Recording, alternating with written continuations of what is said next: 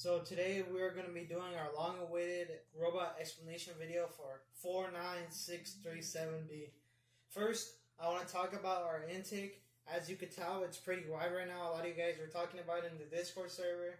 We're planning to half the size or maybe make it 2/3 of the size so it won't interfere with the robot's front side as much. Then I want to talk about our catapult. It's a basic one motor design, which is pretty simple. You can find that on a lot of bots. But the special thing about it is that it's ratcheted to the intake, so we don't have to use a motor for the intake. Also, I forgot to mention that the intake is a flexible intake. But then I want to talk about our catapult hang.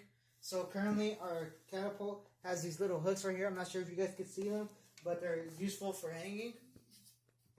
And then I want to talk about our 7-motor base and how it has 450 RPM, which is really useful for skills because it could help us get there a lot quicker.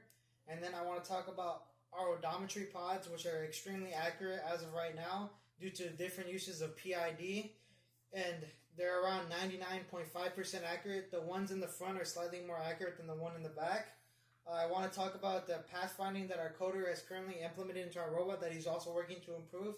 It will heavily help us in our skills runs for autonomous and really help us try and go to roads with him.